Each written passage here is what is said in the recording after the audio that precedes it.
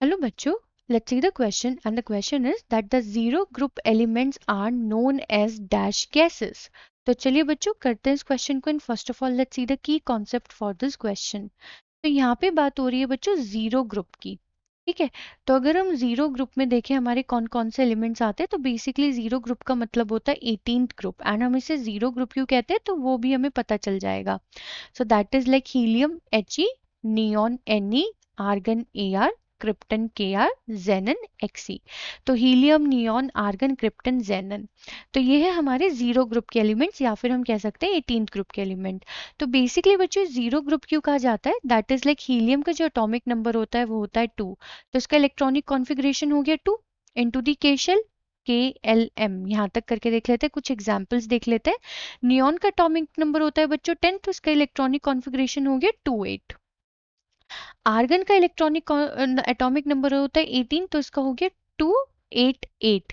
तो यानी कि बच्चों अगर हम अपनी अगर हम इन हीलियम, नियॉन, आर्गन इन सबको ऑब्जर्व करें तो इनका जो आउटर मोस्ट शेल है उसमें 88 इलेक्ट्रॉन्स हैं एंड हीलियम के आउट मतलब इसमें सिर्फ के शेल या मैक्सिमम अकोमोडेशन 2 ही होती है उसकी।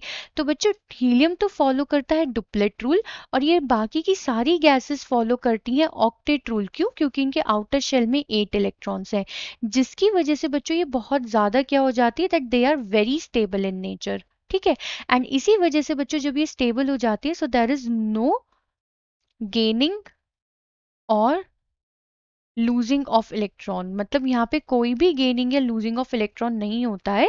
यानी कि यहाँ पे बच्चों जो इनकी वैलेंसी होती है फॉर दीज एलिमेंट्स, ये क्या होती है, हमारी valency is actually zero and ये बहुत स्टेबल है। वैलेंसी जीरो हो जाती है, किसी के साथ रिएक्ट नहीं करती है, that they are non reactive, जिसकी वजह से हम इन्हें क्या बोलते हैं, हम इन्हें बोलते हैं inert gases.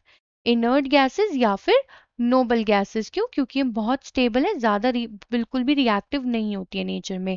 So zero group element are known as inert gases या फिर हम इसे नोबल गैसेस भी लिख सकते हैं। ठीक है, inert gases. So I hope बच्चों आपको ये क्वेश्चन समझ में आ गया होगा। Thank you.